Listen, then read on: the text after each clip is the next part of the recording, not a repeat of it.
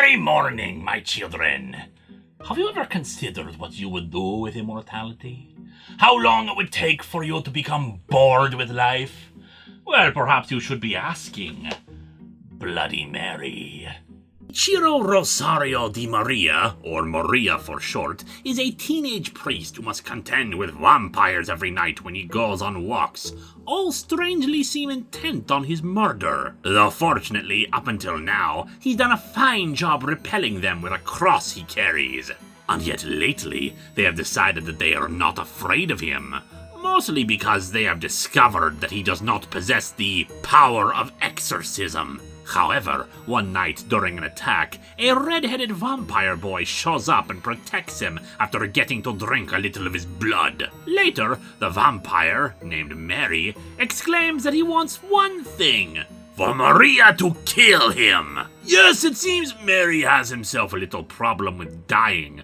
Stab him with a cross, leave him out in sunlight, it doesn't matter. He cannot die despite all the classic vampire tricks, and after 400 years of life, he's kind of sick of it. Apparently, Maria is descended from Isaac Rosario di Maria, who was well known in his time for being prolific in the power of exorcism. And it's something that was supposed to be passed down throughout his family members, and yet Maria has heard nothing about it at all. The two make a deal. If Mary protects Maria from the vampires that would attack him, he'll figure out a way to kill him, even providing a little blood so that Mary can be fully energized when he needs to fight. Though Mary is a little hesitant about that, since he cannot remember why he does not want to drink blood.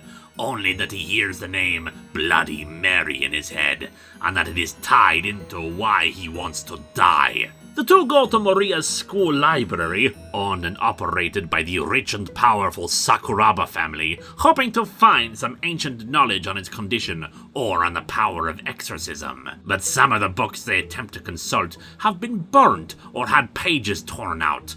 And recently at that. They meet with the school council president, Takumi Sakuraba, who is annoyed by Maria's association with the vampire, but also claims to know nothing about the power of exorcism. A fact that he lies about when he tells his own superior that Maria is snooping around about it, and he has given instructions to keep him from ever finding out about it. But Maria is not the only one who needs to worry about old acquaintances turning on him.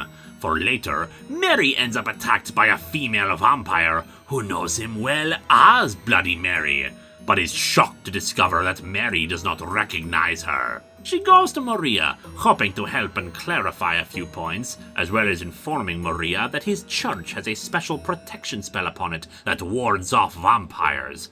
Though Maria is not too enthusiastic about receiving any help from her, especially since her interests in helping him gain the power of exorcism are rooted in the fact that she very, very much wants Mary to die. Since Maria cannot read the ancient writing of some of the books, Mary is charged with that task, recognizing much of the language used in it, and even finds a diary from someone studying the concept of immortality, though no conclusive results on how to end such an immortality. Much of this first volume is set up, my children, but it still contains the violence and fangs one would hope for in a story featuring such delightful bloodsuckers.